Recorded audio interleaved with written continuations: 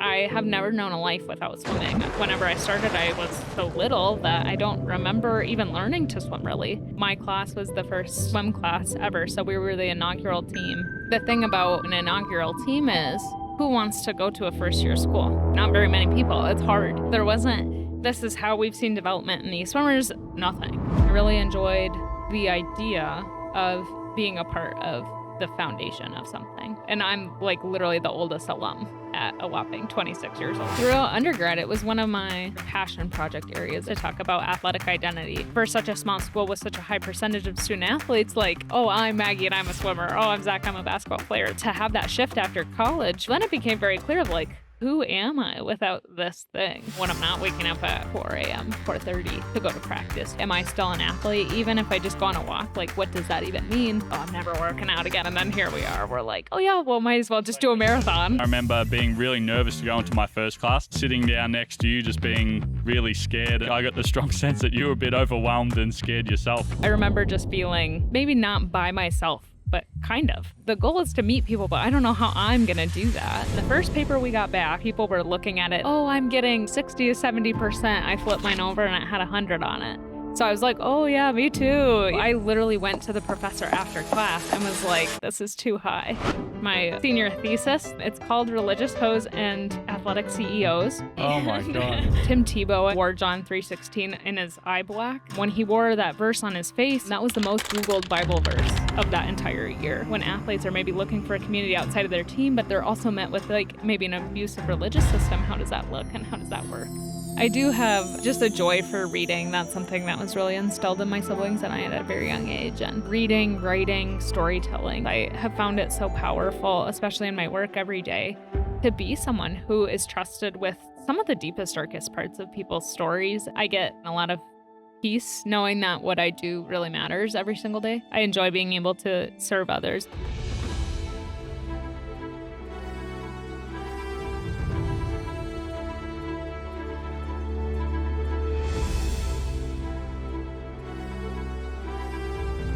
Hello and welcome back to college.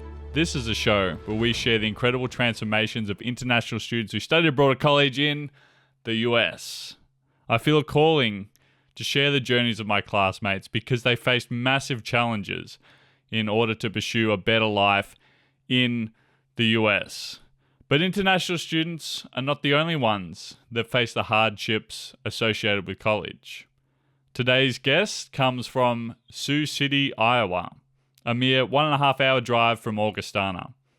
We hear from this religion and psych major about her tough time deciding on a college, how she discovered her majors, whether to pursue soccer or swimming at college, athletic identity and coping after retirement, discovering what to study, a vivid recall of her first college class, the unique skill no other college teaches, working in the Elmen Center at Rec Services, her time at grad school, becoming a therapist, and everything in between. Seeing how this person has grown from their first day at college where we sat next to one another, scared out of our minds, to now where she is working as a full-time therapist, helping people with their own mental health, is extraordinary. It was an honor to have shared my time at college with someone who was so devoted to helping and serving others, making them feel heard, understood, and welcomed. It's time to go back to college with Maggie. Maggie Oberg, welcome back to college. Thanks for having me, Zach. Spectacular. It's so great to see you after all this time. Yeah. And you've brought us into the humanities building today. Is there a reason for that? I have. I spent a lot of my undergrad time in humanities, and I guess, I don't know, for the viewers who can't see, there is a waterfall behind us. This is just a really peaceful place for me. It's where I did a lot of homework. I had a lot of my classes. Honestly, just, I don't know, sat and goofed around, I guess. Yeah, it's just a special place to me. Well, you would have spent a lot of time here as a religion major. Yep. Yeah, I basically lived on the second floor. I actually had an office there, which very few people even know exists. You had an office? I did. Yeah. What, as a student? Yeah. Yeah. Really? I was a TA, so I had a little office in the second floor. It basically was a closet. And I just sat in there and it was open. I mean, anyone could use it and my name wasn't on the door, but it was, quote unquote, my office. So yeah, I was in there a lot. That's so awesome. Yeah. And because I didn't see you over this side of campus that much, I saw you over in the psychology department because you're also a psych major as well. Right. I definitely split my time, I guess, between humanities and medicine. Yeah. So how did you even come across those two areas of study to actually pursue? Because psychology and religion, at least to me, seem quite different. Yeah. Well, I started, I guess, I don't know. The whole history, I guess, can get kind of long, but I started undecided and then really enjoyed my psych classes. So then was like, you know what, I'll just stick a psych major on there. Started taking the psych classes, and then at Augie, obviously we had to do a lot of those like liberal arts, like just take whatever, some of a little bit of everything. And I remember taking my Religion 110 class.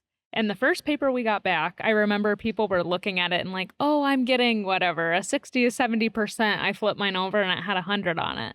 So I was like, oh, yeah, me too, Hey, so, a bit of an overachiever over here. Right. Well, I was like, this is confusing to me. Like, I thought that maybe the professor had messed up. And so I literally went to the professor after class and was like, Dr. Peterson, I think maybe my grade is not right. Like, this is too high. And she's like, no, it was really a good paper, whatever. Well, that stuck in my head. And when I took my second religion class, I was like, I think I like these religion classes. So initially I was going to add a minor, and actually the difference between the minor and the major is only one class. So it's like 3 credits. So I was like, well, might as well like just stick another whatever class on there. And it was only 27 credits, I think, for the major. So to add it on in addition to psych was not a huge deal. And then the further I got, and one of the professors in the psych department, Dr. Jepson, does a lot of research and has a lot of background with religion, the psychology of religion. We took that class together in one of the J terms, the psychology and religion. Right. That was maybe our senior year, like before the pandemic hit, I think. And so he had done research. I had done research with him. And then as I kept going, I started noticing a lot of patterns in the intersection between the two, which I thought was just so interesting. And then, ironically enough, now my job as a therapist where I work very much focuses on the integration of psychology, counseling, and religion. So it's very interesting how that all kind of comes full circle when I didn't even know it existed. That's quite spectacular. And I think I can relate to that because I stepped into Augie not really sure what I was going to study, but then I just, happened to pick up psychology after taking one of the general classes and then just stuck with it all the way through as well. Mm-hmm. That's really cool. I'm sort of connecting the dots a little bit here because that first religion paper that you wrote, you got 100% on it. Right. And one of the reasons why I wanted to bring you on the podcast today is because you were in my FYS class and I remember that it really sticks out to me as a strong memory because I remember being really nervous to go into my first class. That was the first class that we had, at least for me. I remember walking in there, I was just like, oh my gosh, this is so strange. Like this, what I've visualized for so long is finally coming to reality. And so I remember sitting down next to you just being really scared. And I think I got a strong sense that you were a bit overwhelmed and scared yourself. Yep. Do you remember much about that class?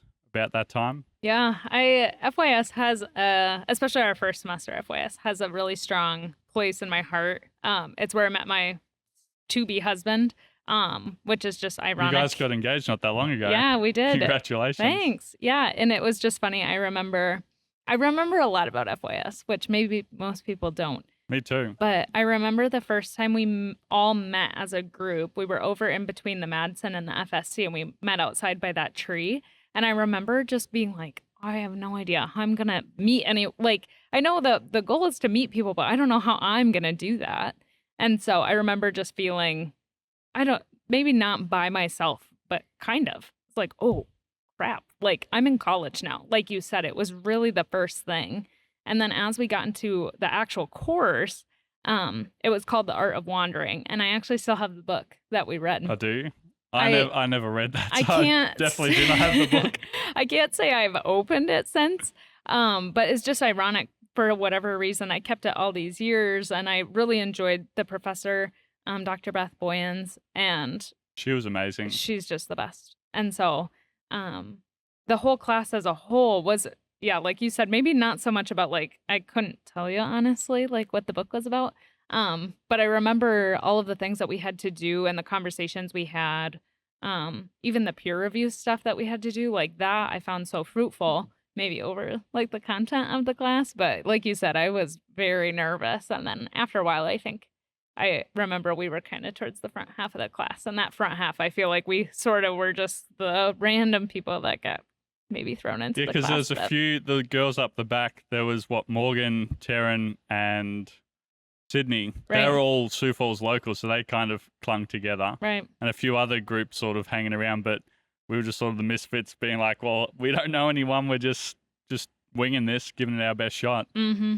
But actually, as you bring up that, when we met between the Madsen and the FSC, I remember that being just a real sense of adventure. Like, hey, these are seemingly a good group of people, and I'm finally here living out what I've wanted to do for quite some time, and it ended up being such an amazing group of people. Mm-hmm. We had so much fun together. Yeah. And I think it tied together in the art of wandering. I feel like was kind of that ties all that together, because we were very much lost, but we were lost on purpose, which was what the course was actually about. Right. Just sort of starting in a new environment and just sort of winging it and see where we would end up. Mm-hmm. Yeah. I feel like that was something too, like after freshman year, like I kept coming back to or kept thinking about a lot. It was like, yeah, there is an art to being lost. So when I was switching majors, when I was figuring all this out, like balancing just like life things, it was very much, in my mind of like, okay, there is an art, there is something to this, and not to make lemonade out of lemons when it doesn't have to, but it was something that I felt like what a good way to start, I don't know, college off with such a strong message, especially, I don't know, It's just the skills. it's woven all the way Right. through as well, both Right. for you and for I as well. Mm-hmm.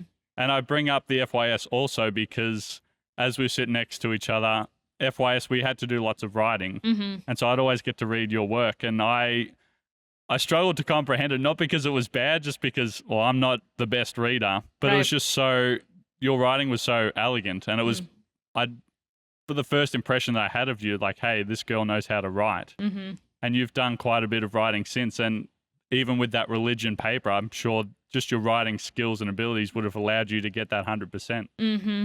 Yeah, which is just, all of this is very ironic for how all the pieces come together. And Dr. Peterson, who was that first religion professor, she ended up being my advisor when I was in the major. She oversaw my religion thesis, which was much longer than that first paper. She, again, was just so helpful. And now she's officiating my wedding. So it's just funny, like, how all of that works.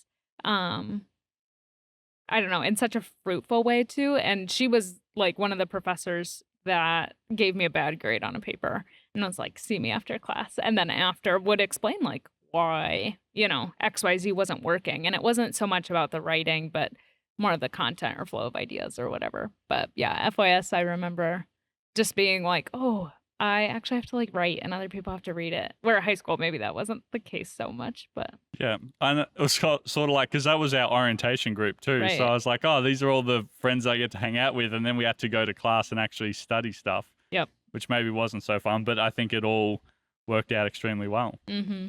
I agree. So Maggie, how did you actually end up at college? Was that something that you always wanted to do? Mm-hmm. Yeah, I think I knew I always wanted to go to college, and I actually really struggled with where I wanted to go. I was very indecisive, and I'm originally from Iowa, which is maybe not as far as Australia, but seems like far. The Not state very over. many. Yeah, 10 minutes away to the border. Yeah, literally. In Sioux City? Yeah, Was it? Yeah, in Sioux City, so an hour and a half away. And ironically, again, it's just funny how now it all looks, but I had two of my childhood best friends, both of their parents had went to Augie.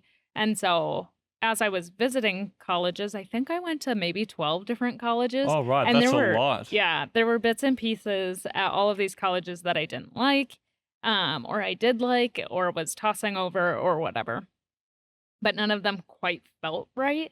And so as I was in my senior year and I had finished swimming, in November. We had wrapped up with districts, and unfortunately we didn't make state, which for my senior year was like, oh my gosh, like I thought maybe I would be done with swimming after high school. But then after that wasn't sure. I actually was debating playing soccer in college as well. So Really? yeah, Were you a soccer player? yeah, I was. I had no idea. Yeah. And so as I was touring, I would go on soccer visits or swim visits or sometimes both. And so as I was sort of making all of these decisions at the same time, and also who lets a 17-year-old do that or 18-year-old? It's just wild to me. But my mom drove me, I remember, up here for like some visit day, maybe in January of my senior year. And at that point, it felt like so late, like to be visiting new schools. And I just was not sure. And I remember so vividly stepping out of the car on Summit, like right outside of the admin building, or what was the admin building. And I remember getting out of the car and walking up. And in my mind, I just like knew. I don't know what it was. I hadn't seen any of campus, but I was like, I think I'm going to go here. So we go through the whole tour. We meet with the swim coach at the time, who was Lindsay. And I afterwards got in the car and was like, Mom, I think I'm going here.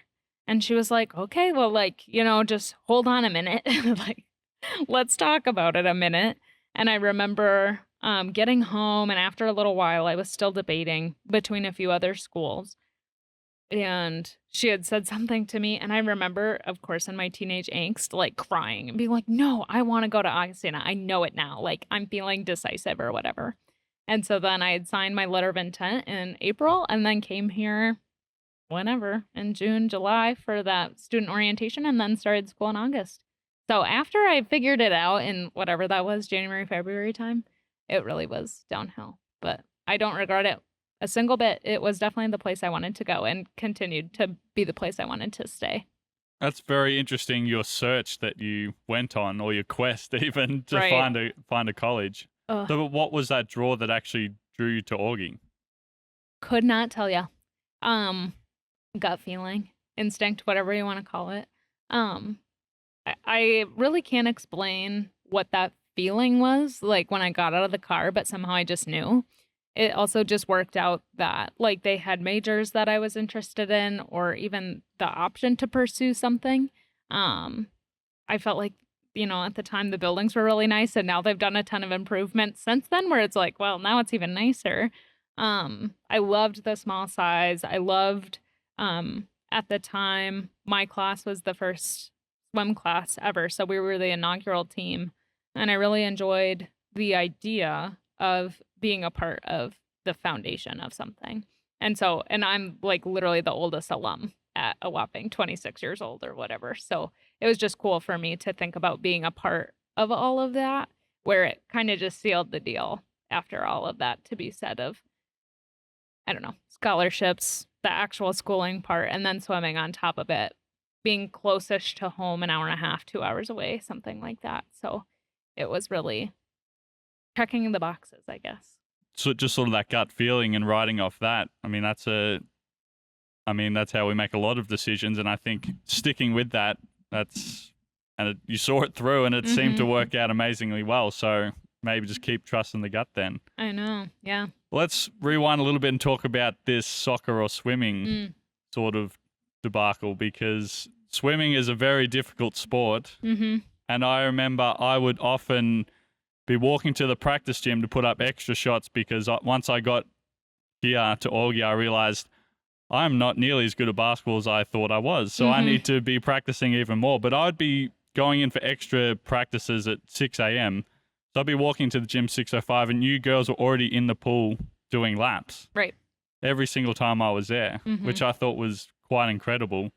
But did you want to talk about how you decided that swimming was kind of what you wanted to pursue? Because it was the first year as well at Augie had the swim team that you came in. Yeah.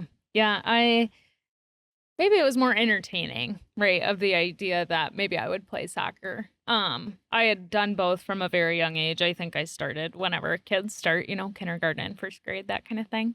And had over the years done club for both, was pretty involved, played varsity all 4 years for both, qualified for state for swimming, like made all district teams for soccer. Like it wasn't that one was sticking out at me rather than like whatever. And just for fun, right? I bowled in high school. So that's something that was like its own thing. I wasn't thinking about doing that in college. It was really just one of my friends and I thought it would be funny to do. And it was a blast.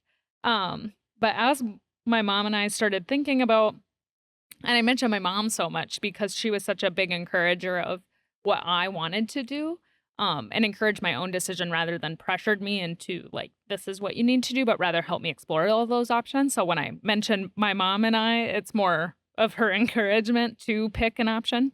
And there were, I guess, schools that I visited for soccer that, I guess there's not like a better way to say it, that maybe I would have been too fast for. But my soccer skills just weren't like up to like an Augustana Division II even skill level. So it became clear to me after a while too how I felt as I approached the end of my seasons, my senior year especially, where after my senior year fall swim season ended, I remember thinking, and that was a special year to me for so many reasons. The year before was a special year for me swimming wise.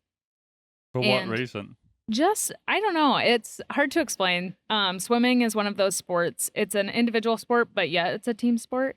And one of my best friends, she'll be in my wedding. Her and I were very close, and she was one of the best swimmers. And so my junior year was so special to be spent with her before she like moved off to college.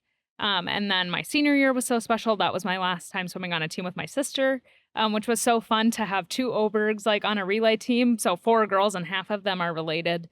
That was just really fun for us. And then I just had really close friends on the team. And so it was just special to make those memories. And then something just didn't feel done. And so I ended up swimming, which I was not planning on. I ended up swimming on my club team throughout my senior year, like winter and springtime, because I wasn't sure if I was going to swim in college and I wanted to give it another fair go and see like how I was feeling with all of that. Like most people don't do that because if you're done, you're done. And why would you swim more? Yeah, exactly. Like, it doesn't make any sense. And so I wasn't sure. I thought I'd buy myself some time while I wrapped up like the soccer season for Iowa. Girls soccer is in the spring. And again, I can't tell you why, but I finished my last soccer game. And at that point, I'd already signed my letter of intent to swim. But at that point, I just knew I was done. Part of it was I knew I didn't want to redshirt. I didn't want to go to college for 5 years. There's things with the athletic, I don't know, maybe programs. This is not specific to Augie, but sort of the intention of like you would go 5 years for a football or a soccer or like a basketball. But swimming, it's just much less common, especially for me who knew that like I didn't want to swim for 5 more years, but I'd give it a really solid 4.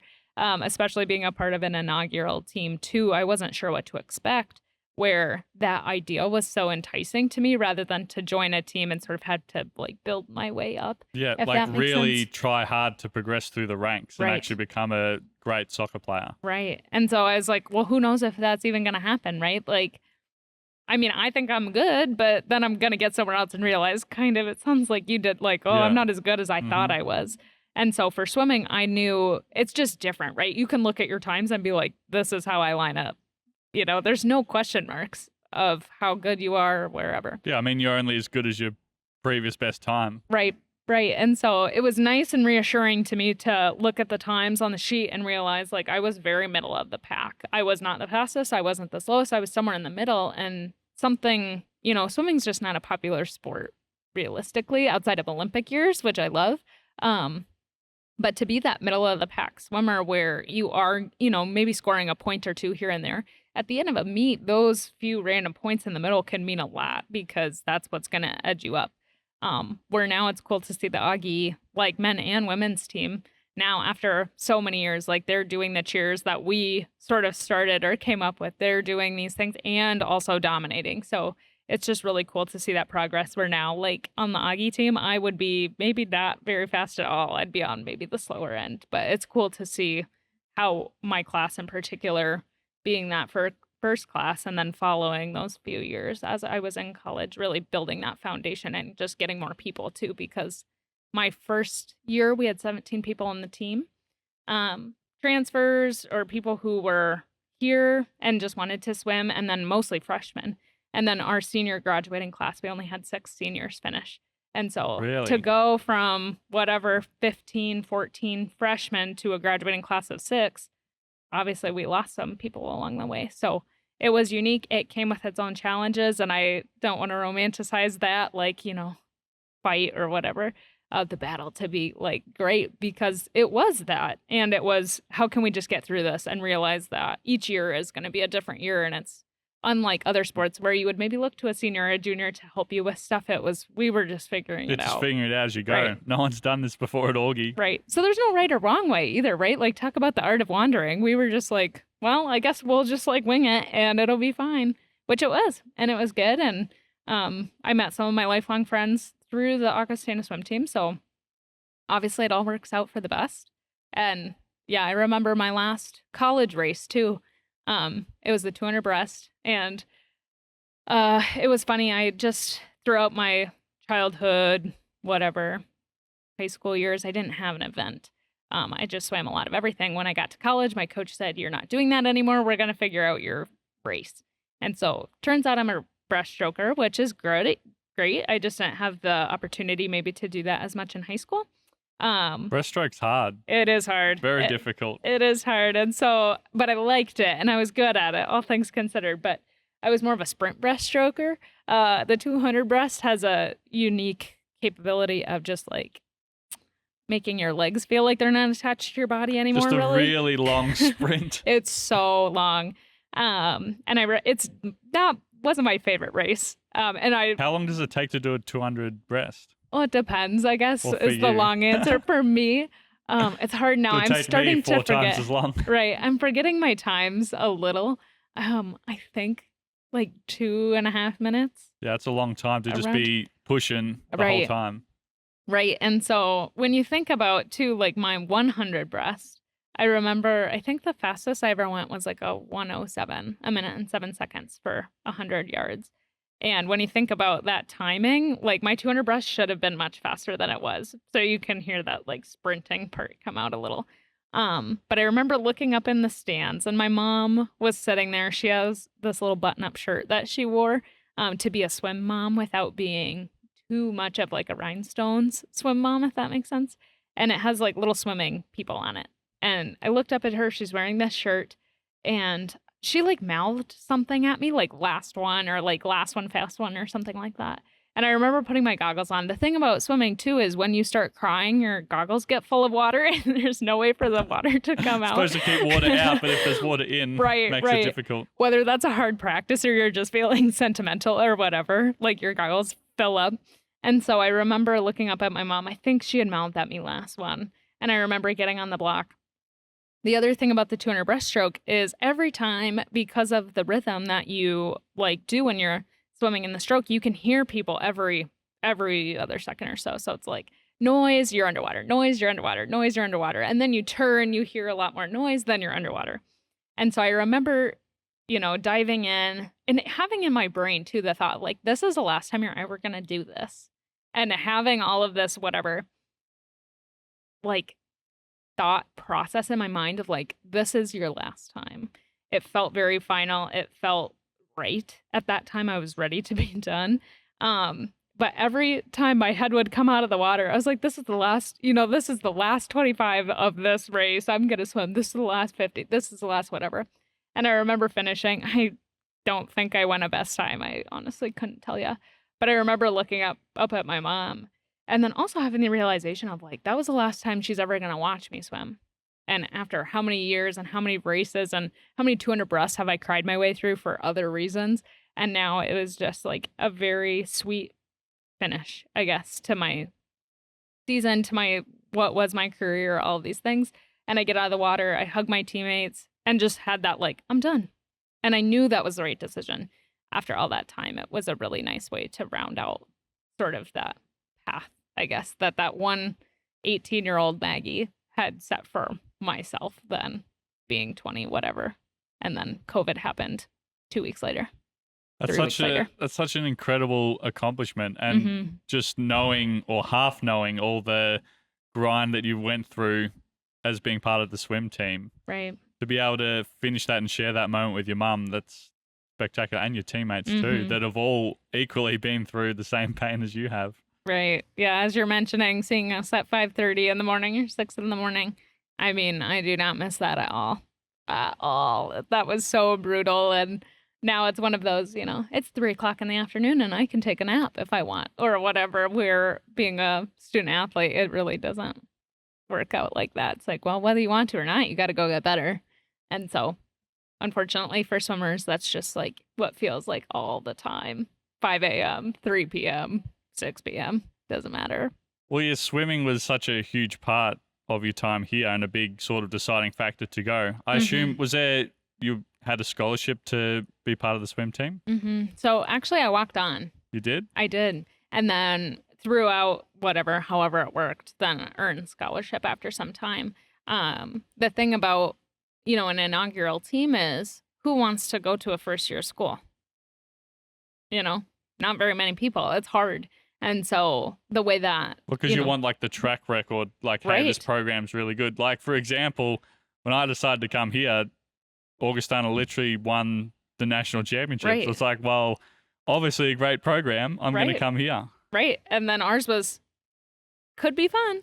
There wasn't anything to show. There wasn't, this is how we've seen development in these swimmers, nothing. And so to get a lot of people to come, and you want fast people. You don't necessarily always want to, sign people with the intent that they'll get better. You, especially as a first year program, you just want to build a base of just fast swimmers if you can. And again, talk about that decision fatigue, I guess, on my end, or sort of delay. So by the time I had committed, all the scholarship money was gone. Because they had already signed fast swimmers like way earlier, either their junior year or fall of our senior year. So anyway, it was a blessing for me to also pick to do it or choose to do it because I wanted to, and not that money was a deciding factor. Augustana also just had a lot of good academic scholarships, and so fortunately, however that worked, I qualified for some of those, and then had some outside scholarships that helped maybe outside of athletics. But to know that I came into it with the intent of I was doing it for me, and not for money, not for scholarship, not for any other outside reason, that also helps motivation That's too. So of good, like, yeah. Because you're there because you want to be and you want to prove to yourself that you can do it. Right. And so it was also just sort of the cherry on top as I got into my college, career a little more, and then scholarship money opened up where then I was blessed that my coach even thought of me, right? Because then you could always use that to recruit new people. But she said, you know what, like, you've been busting your butt, like, and I had made substantial gains, really, from the time that I was a freshman to the time I exited as a senior. In that 100 breast event that I mentioned, from the time I came to the time I left, in 100, which is a sprint, really, I had dropped almost 10 seconds, I think, in that race. And so it was just like crazy that had happened. You think about 10 seconds in something that's 100 yards long. That's insane for someone who, was 18 to 22 or whatever. So it was just cool that, I'd chosen to do it for myself. And then, even through my senior year, I can still say that that was my top priority. If I stopped loving it, if it stopped, whatever, then fine. But to wake up every day at 5 a.m. or 4:50 and realize like I am just doing this for me, that goes a long way, as well as having the support of my team and coaches, parents at the time. Dang, the whole swimming thing for you has just been such a massive journey. Mm-hmm. It had, yeah, that's an understatement. And team walk-on, I was a walk-on here for the basketball team because I started in the junior varsity team. So there was I just saw it as a pathway. Well, I can progress through, play with the varsity guys, which I ended up doing. Mm-hmm. And I was hoping for eventually I could, maybe earn some scholarship. But then, things changed, developed some food intolerances, got sick, and ended my basketball career very abruptly. But I think listening to your story, how you finished up with your mum, I feel like that's a beautiful way to finish after all the hard work because, just looking at through my lens, I just finished all of a sudden and it wasn't really my choice. Right. Right. And I know for some of my teammates that qualified for nationals, even that year, 2020, they didn't even get to race at nationals because COVID happened.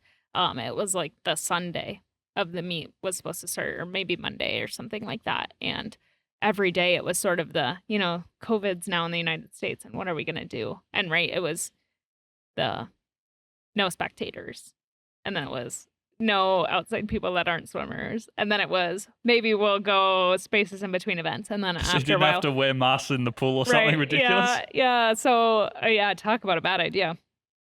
But after a while, it was like, yeah, nationals is done. And so I had a teammate. It was her senior year, her first time going to nationals. She didn't even get to swim because COVID, happened. And unfortunately, that's a side of athletics people don't talk about very much. Is people expect the ending like I had, right? Like to have that moment with your parent or whatever teammate or coach or whoever. You get out and you feel so accomplished and done. And I'm so grateful that's what happened for me.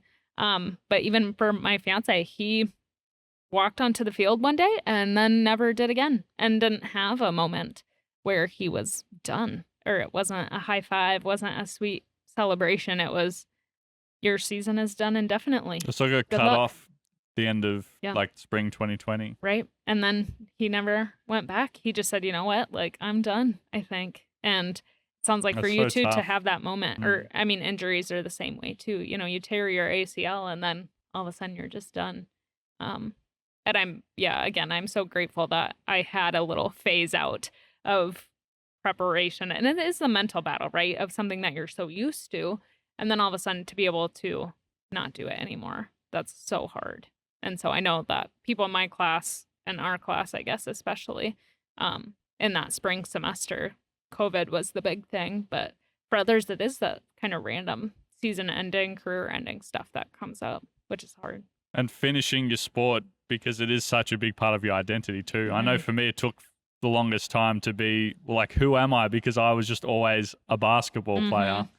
It Yeah. took so long to come to terms with that. But now I just call myself a videographer and Right. everything's good again. Right. It's so hard. And throughout undergrad, it was one of my sort of passion project areas, if you will, is to talk about, was to talk about athletic identity and what that meant for so many people because, right, especially at a small college like Augie, like you go around class and you share your name or a fun fact or whatever. And for such a small school with such a high percentage of student athletes, like, oh, I'm Maggie and I'm a swimmer. Oh, I'm Zach, I'm a basketball player. That was like almost everyone, right? And then to have that shift after college for me was like, I did swim in college. I was a swimmer. And it was that shift from, maybe the present to the I was. Well, then it became very clear of like, who am I without this thing? When I'm not waking up at, whatever, 4 a.m., 4:30 to go to practice. Who am I when I'm not swimming actively? Am I still an athlete? Even if I just go on a walk, like what does that even mean? Where I have never known a life without swimming. Whenever I started, I was so little that I don't remember even learning to swim really. Like I just Could could always do it. And so even that I guess I shifted a little hard in the pandemic. I started running a lot. So then I was a runner now. It felt more comfortable rather than who am I? And I'm sitting in my room in a pandemic in a town I've never lived in with roommates I didn't know. Upon moving, I'm doing this grad program where everything got shifted online. It was a huge transitional time where at least then I could tell people, oh yeah, I run for fun or I'm a runner or whatever. I'm training for something. Where Are now you still running? I'm taking a break. I have committed, and maybe this is my formal commitment. One of my good friends, Emma, who's from Australia. I caught up we with met, Emma last week. Yeah, we met. Or she was staying with me for a few days, and she has been such a good encourager for me over the years, and she really wants me to run a marathon. And I said, well, I'm not doing it without you. And I've done a few halves and I run, here and there. I took a break this past year just for a few other reasons. But she was like, oh, you really need to do a marathon. I was like, oh, not this next year because we're getting married and just have stuff going on. But how about the year after that? She's like, oh, okay, whatever. I'm like, well, maybe I'll do the Sydney Marathon with you if you do it. She just did the Sydney one a few months ago. Yep. That was her first marathon. Yep. And so she had said even, it's funny. We always say, right, as athletes, oh, I'm never working out again. I'm never doing something hard like that again. And then here we are. We're like, oh, yeah, well, might as well just do a marathon. Right. Coming out.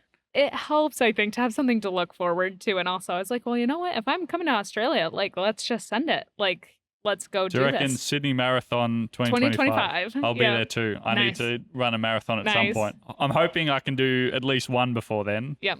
But if not, 2025 Sydney. yeah, my goal for this next year then is to actually just start running again. And COVID and grad school, all of those things, it definitely helped to be able to, well, now it just sounds like so much, but go for a 5 mile or 6 mile run just because I had the time to. It didn't feel so pressured, where now I'm like, oh boy, I don't That's know the if I thing, have the time. I still haven't cracked how do people run for so long, like 1, even 2 hours at a time. Like, I just don't feel like I have. Well, I mean, I do have the time in my day to do Right. it. I'm not going to pretend like I don't, but just doing the same thing over and over for that amount of time, Right. still haven't mastered that, and which I'm going to need to know how to do if I want to run a marathon. Right. It's hard. I think the one thing about swimming that prepared me for that, like, think about swimming. You're in your own head for 2 hours just staring at the bottom of the pool. And that's it. Like, you're not talking to teammates. You're not doing anything. Do you genuinely have any secrets to get through moments like that? Oh, I let my mind, talk about wandering. I let my mind wander. I started, my running life hack. I started running with like a running belt. And so you're not holding your phone in your hands. That's so helpful. Personally, I listen to music or a podcast. I think part of the thing about exercise and why it's so maybe generally frowned upon, unless you're going to a studio, right, that has like classes, it's really upbeat, or you're working out with people. If you don't have that, it can be so hard to be like, well, what am I going to do? For me, it's feeling like I'm in the company of other people. So whether that's having a friend that I'm now accountable with or checking in on, of like whatever, I have like a private friend story on Instagram that I'll post to like every now and again, just to be like, there's just a few of my like workout sort of accountability people that I'm like, you know what, I'm struggling this week. Like, shoot me a text, send me some encouragement. And sort of giving myself the permission to, where when I was training for the last half marathon I did, I was doing a lot of treadmill running over the winter, and realizing you can watch TV when you run. That had not like occurred in my brain, but to like set my phone up on the treadmill and just like watch an episode of something that's 45 or 50 minutes long. Yeah, that makes the time go so much faster. That sounds good in theory, but I feel like whenever I do that, I start stumbling and almost fall off the treadmill. It takes some practice, I will say. Treadmill running is so hard for so many reasons, but putting a shirt or towel over the screen too, where you can't see how fast you're going or how far you've gone, how much time you've been running, that really helps too, because you don't know that when you're outside either. All of those things really help, but also just, I think for me, exercise has become such a practice of gratitude, because I never knew that maybe I would enjoy it as much as I do still. It builds up my mental health, it builds up my physical health. There are so many things that I enjoy about it, that it's the practice of like, well, at least my legs work, and I can run, and not in the bad way by any means, but having that gratitude for like, wow, it's like cold outside today, or I feel that in my lungs or whatever. I have the time to do this, which is so good for me. And running a marathon obviously is not going to be easy by any means, but it's helpful for me to think about like, and I get to do it with one of my best friends, like in intercontinental race. 2 of your best friends now. Let's go. Right. Yeah, now that we have that commitment. So it's just so good to think about like why you do it again. And that's why I started swimming in the first place, of like, I just really liked it, and do it for the joy, not because it's whatever, something you don't like. And I think as I've gotten older too, it's that, don't do exercise that you don't like. And I realize I'm getting away from running a little bit, but I do like running. It very much mimics swimming for me. Like the cardio, you're by yourself, you're whatever, listening to things, you which can be feels outside, good. Right. in nature. Right. It can look however you want it to look. You can run on the track, you can go to a trail, you can whatever, just run city streets. It doesn't really matter. You just put on your shoes and you go. Where swimming maybe was a little more hiccupy than that, but for me, because like, you need an actual pool to go swimming in. Right. It's hard. But like lifting for me was not as incentivized. I'm like going and picking up heavy weights over and over. It's a nice. chore. I've been doing it this year. That's been like the only exercise I've done this year. And it's just been, it has very much just been a chore, get it done, because I'm just trying to bulk up a little bit, because I don't know, with all the food intolerance stuff, it's difficult. Even just being in the US, I've really struggled this time to keep weight, because it's just different environments. I can't really cook my own food half the time, and like I'm here all day podcasting, so it's difficult to eat properly. But I am very much looking for just a better workout routine sort of post being an athlete. Right.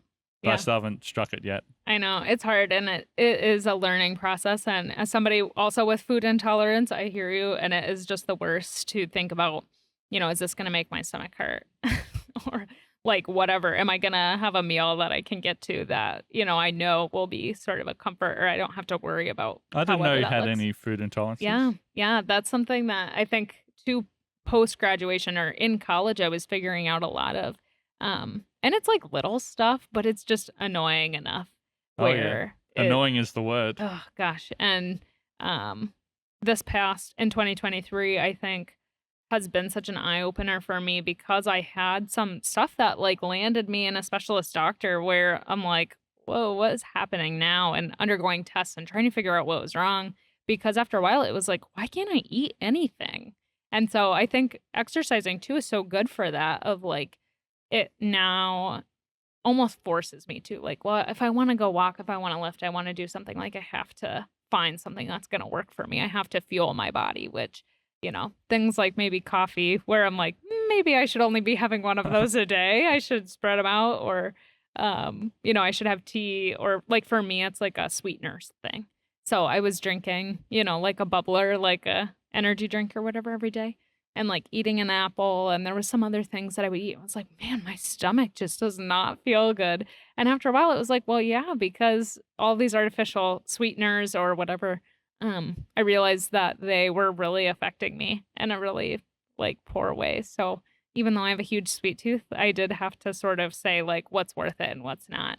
Thankfully, chocolate is still okay because I don't know what I would do, and things like gluten, where my whole life I've eaten a lot of gluten and carbs and whatever, like being a swimmer, you kind of have to. And now I like found out that I'm gluten sensitive and I have Oh, a God. predisposition for celiac. So it's Really? like, whoa, okay. Dang. You just figure things out about your body, but you have to be slow enough in your lifestyle to realize some of that, or else it forces you to. And Yeah. that's the not fun part, especially about food stuff, where it's like, oh, great. Nice. Well, yeah, I'm sorry to hear about that because I know how much of a struggle it is. Yeah. But I also do try and be as open-minded and as grateful as possible, because I know there's people that honestly can barely eat anything Right. without them affecting them in some way. Right. And I mean, and I don't have any allergies where if I eat something I could potentially die, because Right. I could imagine that would be extremely difficult to deal with. Mm-hmm. So I'm just trying to be as grateful as possible, even though it is very tough sometimes. Right. Yeah. And so, well, Maggie, we weren't even going to talk about swimming that much, but Right. we've Now talked here a we lot are. about swimming. But I think it's important because it was such a big part of you coming here at Augustana. Mm-hmm. But you did a bit of work over in rec services with Mark Hecht for a little Yeah. while. Do you want to talk to me a little bit about that? Sure. Yeah. Between swimming and the Elmen, or like working at rec services, I felt like I was at the Elmen all the time, which I honestly was. I really enjoyed my time at rec services. I actually still work there. That's as what Mark a part was of the telling me, yeah. professional staff, and so I feel so lucky that again, talk about the irony of everything just working out how it's supposed to. So during my time there, I started as a lifeguard, which was really nice after swimming to just either stay there or come back and just hang out. You can be in that pool environment without, really swimming in the pool. I can watch other people do it. Yeah. I taught swim lessons for a little while, the private lessons, which was nice. It worked well in my schedule. And then I moved to work the front desk, and then moved into like a leadership role and was a building supervisor, where I would unlock and lock the building and round with staff and that kind of thing.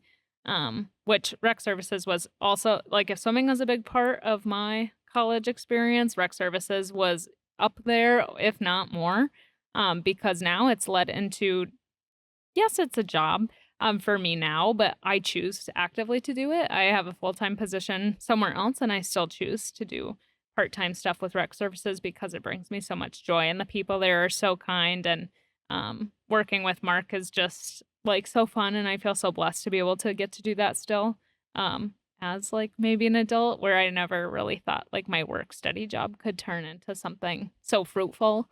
And I just really enjoy it. And yeah, rec services is great. And It's have just been terrific. so I think just all the events, the intramurals, right. just the facilities, being able to host so many different activities in the Elmen Center as well. Mm-hmm. It is such a great job that Mark has done he's been there for 30 years or so. Yeah, I think 36 Yeah. this year, 35, 36. That's amazing. But he does a phenomenal job. And I've heard really good things about people who have worked there as well. Mhm. Everyone says that it's like, even if it wasn't their most favorite thing, it's definitely changed them and shaped them in some sort of way. Right. And you just learn how to work with other people, whether that's like users or like your coworkers. I think there's some things that, over the years you have your gripes about or you don't understand why, but then you get into sort of a more professional workplace setting, or maybe a full-time position and you realize, oh, that's why you do those things that you do, because now, I see myself as a leader in my position where we don't really have a hierarchy. And so it's, who's going to step up when no one's expected to? And I do feel like rec services, the way that we built into strengths, the way we talk about leadership, the way even things so small as using people's names or offering them something, those things too were very transparent to me when I went to South Dakota State for my master's. And I walked into the gym for the first time. It was the pandemic, so everyone's wearing masks. And no one said hi to me. No one told me what to do. I'm just like, okay, I guess I'll tap my ID on this thing. I just wasn't sure. Where even I think I sent Mark a text and was like, I really appreciate rec services, even for students who go just like work out. They know that somebody is there to greet them, to offer them a towel, offer them a spot, get their ID card from them, walk them through how it's supposed to look. And that environment feels so much better, than a big university where nobody cares. And it seems like such a simple thing too, but I think it makes such a massive difference. Right. People want to feel seen and heard and valued. And I think rec services does a good job of encouraging that organically and maybe unorganically, where it is a little bit, we're checking in on those kind of things because we want to provide such a good experience for students when they're home away from home, when they're at college. You want, at least a safe space for someone. So even the opportunity to provide that for someone else is such a huge gift that, we try to encourage now our student staff to do, and something that I felt like I was encouraged to do while I was on student staff there too. So yeah. And so what role do you have at the moment there? So I do social media and marketing. I do a lot of like the printed material oversight. I work with students on projects. Really a lot more admin than that sounds like. Well, I'm maybe not the one doing a lot of the social media marketing stuff. It's my goal to improve like our follower counts on social media platforms, to come up with new ideas, to be more interactive, honestly, on our platforms in the first place. And sort of to build up that part of our department so we can hopefully draw as many people as we can to our, services that we provide. So.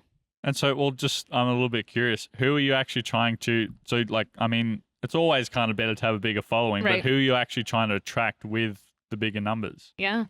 Ideally, it would be every student on campus. That's our target audience. That's who we would love to serve. Our freshman year, I think, was our last highest, where we had served 96% of the campus. We take really 96%. Wow. Yeah. So that's 96% of the student body attending at least one rec services event, whether that's a Get Fit, whether that's a late night, whether that's an intramural event, whatever it is.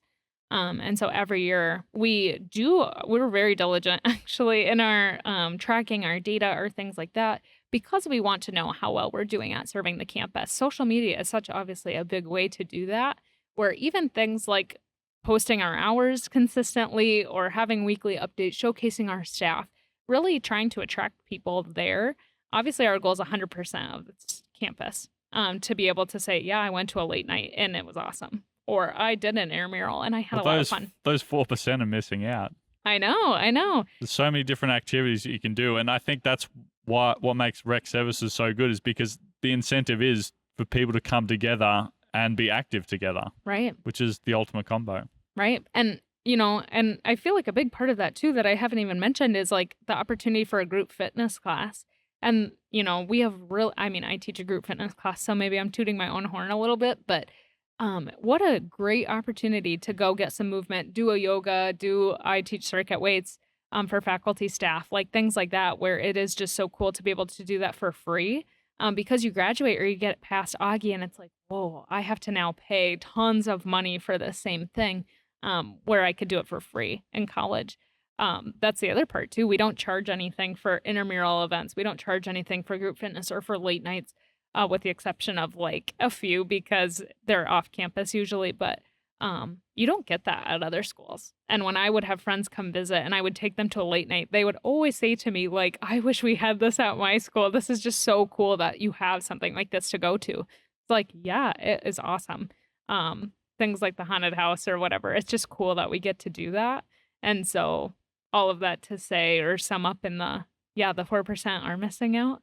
I know in COVID years too, that number has maybe gone by the wayside a little bit, but we're just trying to rebuild and help people show sort of the passion that we have for movement, for well-being, for community, those kind of things where if they just stop by the front desk, that's our goal, to get them to come back another time or to have them join a volleyball team with someone or something like that.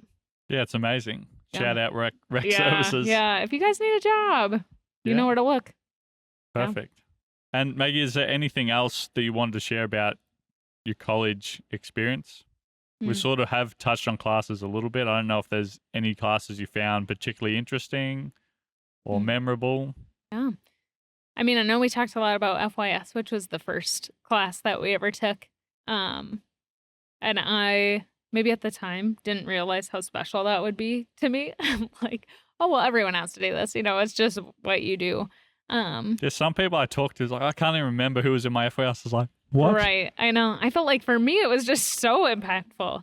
Yeah, again, for a lot of different reasons. But I think the one thing that I haven't maybe it's been the theme, but I haven't explicitly said is how much the people at Augustana made my journey what it is. I don't know if, you take the people away and I was just doing my classes or just doing swimming. I don't know if it would have felt that way. But the people that I felt supported by, professors, coaches, whoever, Mark, people I worked with, I just felt like they made my experience so much of what it was. And that's something that I can't stress enough of what it was like for me to find people, going from being maybe that timid, nervous person on the first day of FYS to then finding such a core group of people that, I still stay in touch with very frequently. And that includes professors, or that includes people where, I have friends that say that professor didn't even know my name when I was in class. Like, oh, can't relate, because I still have a professor reach out to me every now and again for, a connection for a student or something like that, where I'm so grateful that Augustana creates that kind of environment to not only help bridge the gap between alum and current students, but to continue that. It's not, oh, you graduated last year and we're going to ask you back. It's, oh, no, you graduated 3 or 4 years ago. What are you doing? What are ways you can still be involved? Where things like now I'm able to do like the Augustana mentoring program that they do for juniors. And I did it when I was a junior, and now I was somebody's mentor this year, where it's like, I don't really feel super qualified to do that, but it's still fun to be able to show not only my love for Augustana, but also love for the exploration part. Again, the art of wandering and how you find yourself through some of the things that you have to do. Like a random photography class I took here then led to me like being interested in photography and doing it now as a hobby. I was just able to take my first wedding pictures, actually, and that was so fun to be able to do for someone, where it's just that culmination of, sort of your hobbies and enjoyment, and also how to make that really high achieving, I guess. And like purposeful and meaningful in your life moving forward. Right. And even if it's just a hobby, or even if it's just running while watching TV or whatever it is, but to be able to do it in a way that feels so good, feels so impactful, feels so purposeful, where Augustana, I feel like, has done a really good job of teaching students how to do that in a way that doesn't feel that way maybe in the moment. And afterwards you realize, I kind of came away with the ability now to do this or see it in this light where maybe I didn't have that before.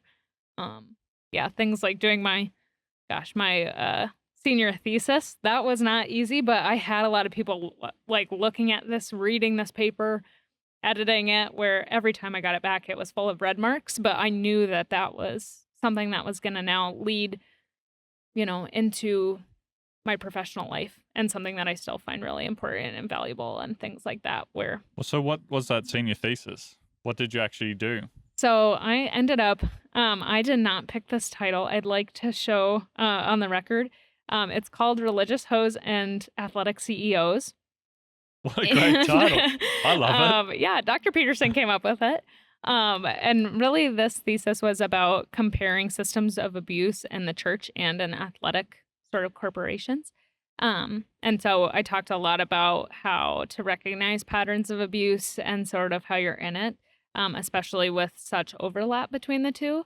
In one of the things that pops to my mind at the time, Tim Tebow, I think, wore John 3:16 in his eye black during some football game at some He point. was a big-time footballer. Right. And he, when he wore that verse on his face, or however it was, that was the most Googled Bible verse of that entire year, because people, right, like saw Tim Tebow wearing this verse and was like, well, what does that mean? You know, I'm not religious or whatever.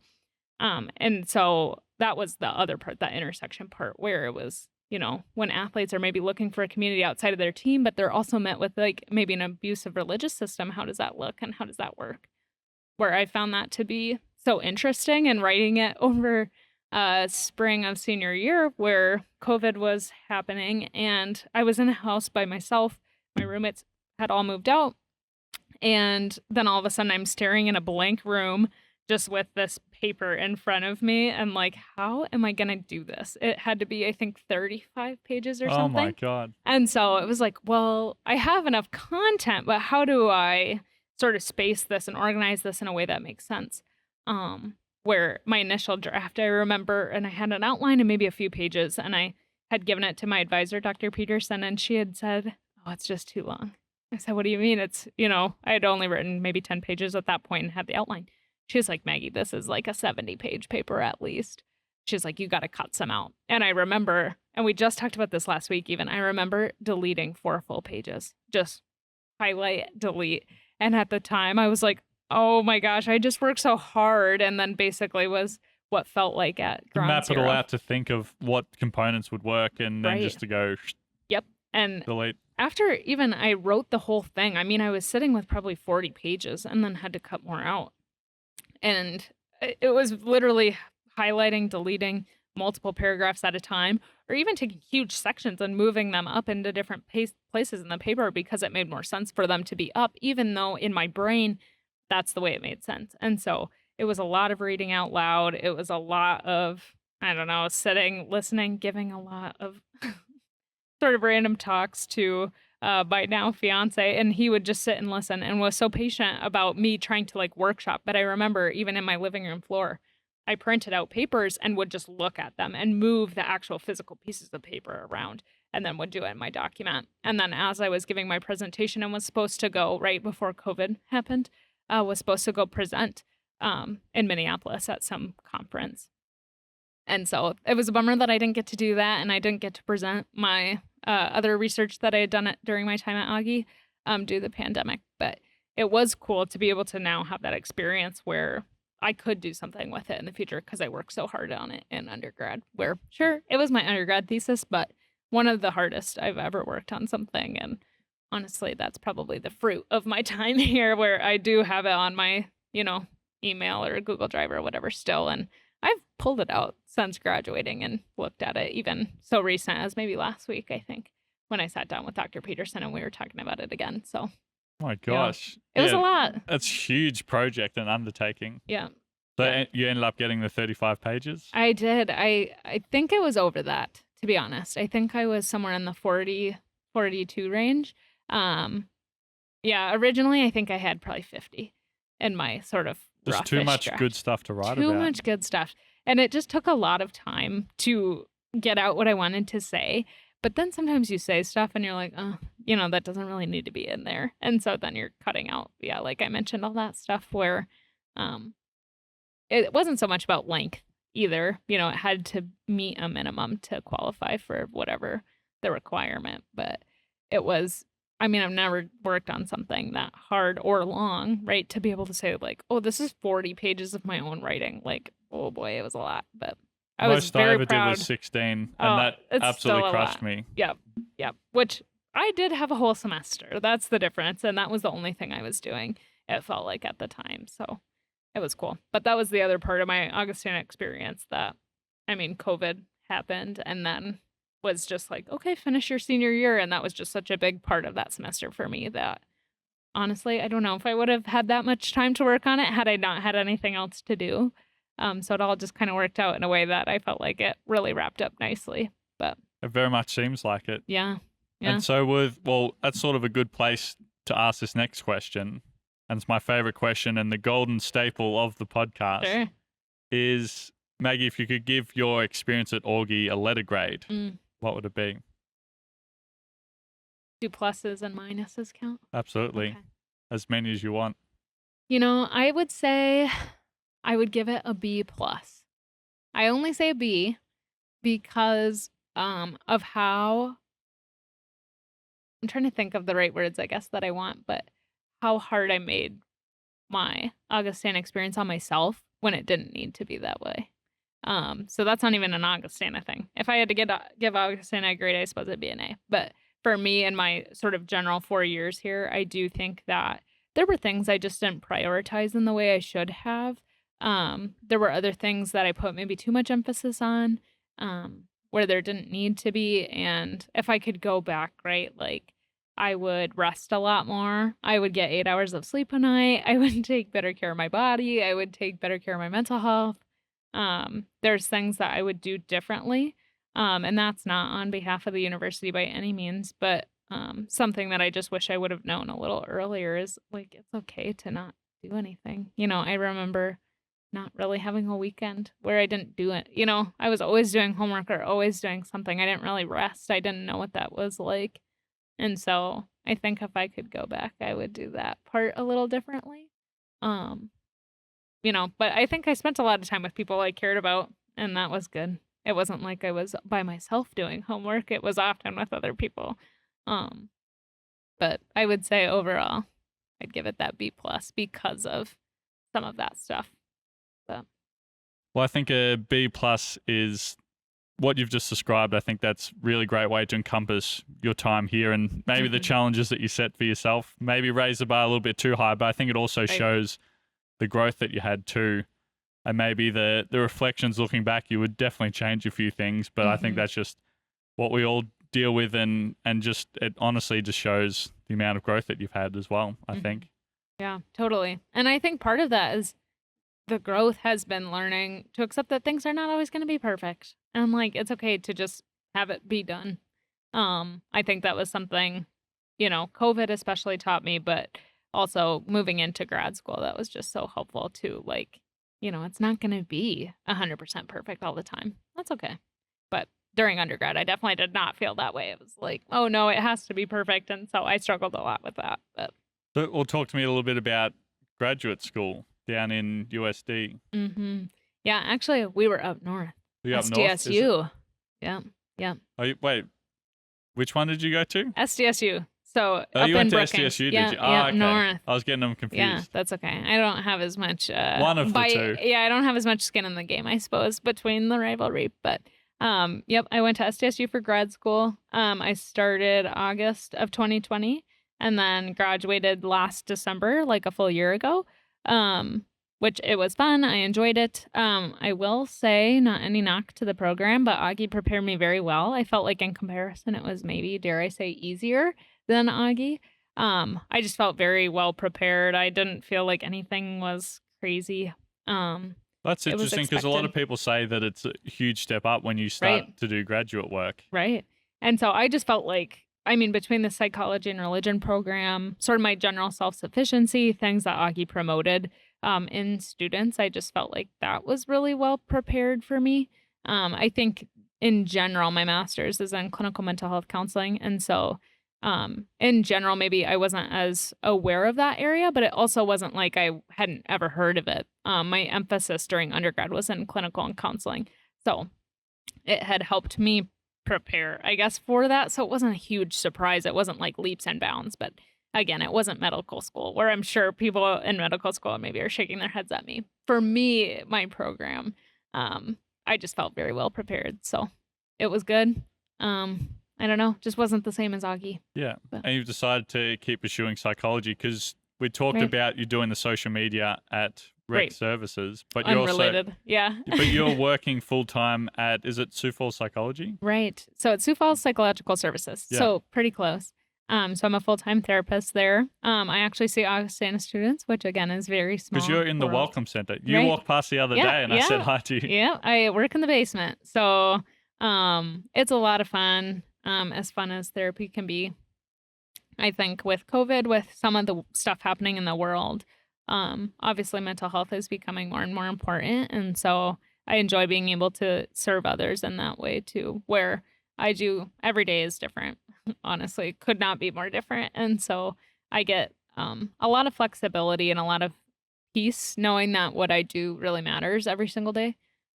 There's never a day I come home and I feel like I didn't do anything, which I really appreciate about my job. So You really Yeah. get to help people. mm-hmm. And did you say to me the other day that you need to work up a certain amount of hours?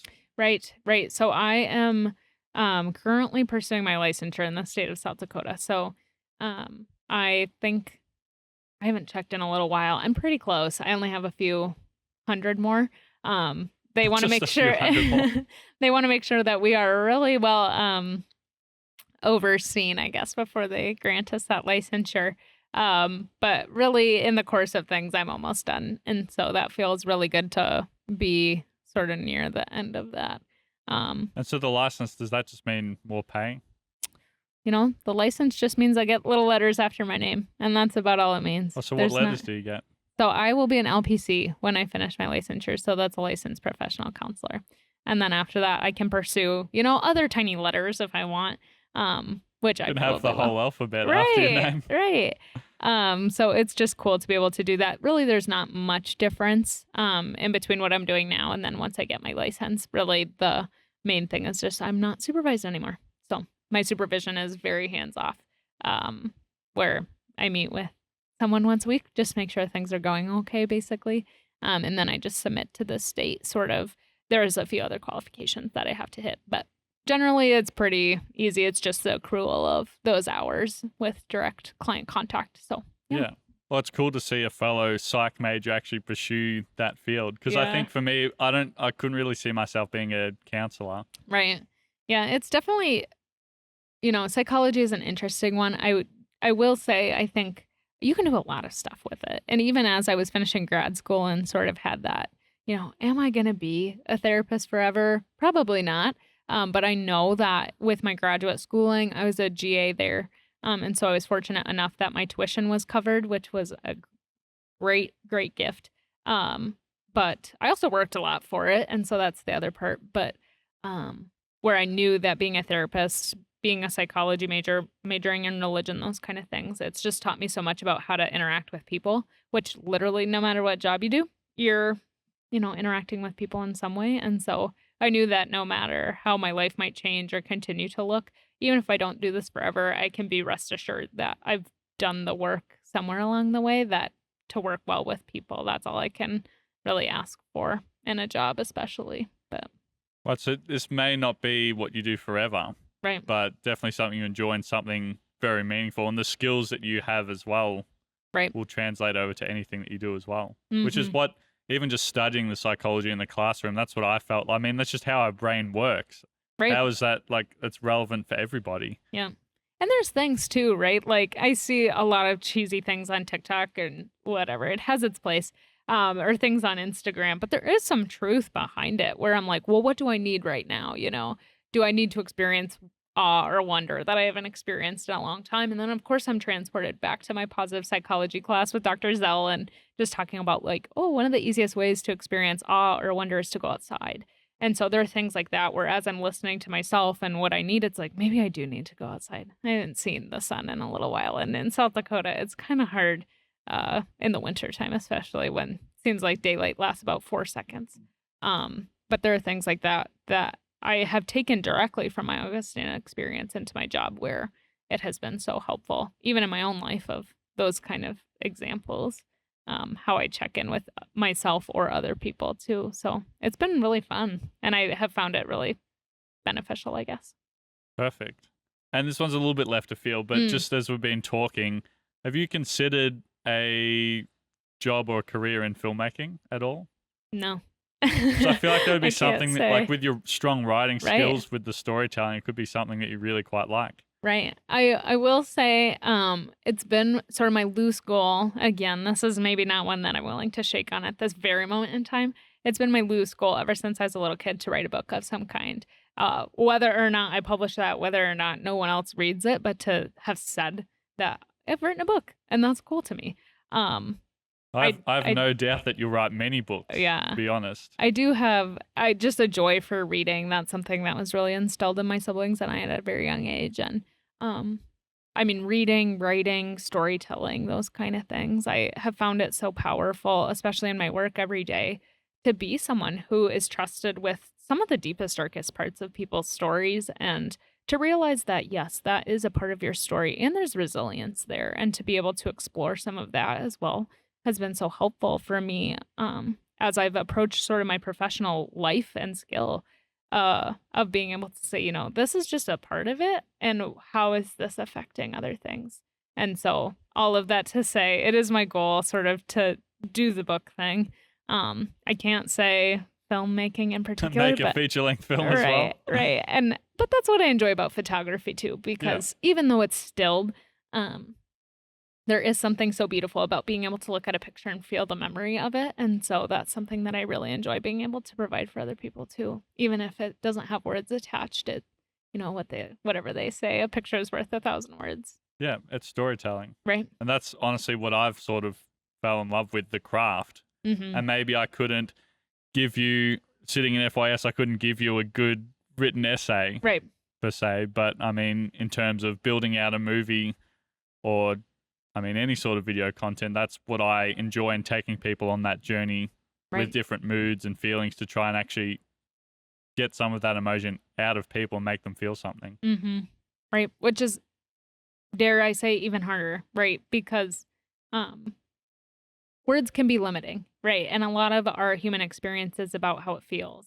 And there's a way that video captures that writing never will, or pictures never will, because you're not feeling like you yourself are in the moment. And so I think that is so powerful. Something I wish I could do. And again, that's a skill set thing. I feel like I have a lot of words, and for me, that's how I process best. And for you, sounds like video and all of that is how you tell your story or tell other people's story the best. And we need a little bit of all of that. Totally. Yeah, I couldn't agree more. And then, Maggie, to finish up, we touched on it before, but I want to ask you specifically if you could give some advice to yourself, your younger self who was in high school.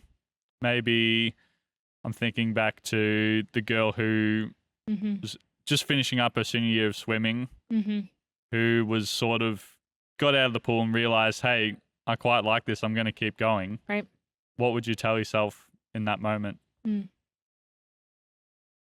I mean, as tacky as it is, and I feel like my parents told me this too, but it's going to be okay. You know, I think to hear that from myself now would have meant a lot. I think to have the sort of permission to make a mistake or to have things not go exactly as planned, that's a lesson you need to learn too. And I think for me to go back and tell my younger self, like, it will be okay. Like, you just have to make a decision and then figure it out, which I learned to do along the way. It just took a little bit of navigating. I think, especially as a high schooler, right, you want everything to be perfect. And that's not really realistic at all. And so I think being able to meet myself with that general acceptance, maybe in the past, would be something that I would like to convey in whatever way that looks, I suppose. I love that. Maggie, thank you for coming back to college. Yeah, thanks for having me. Good stuff.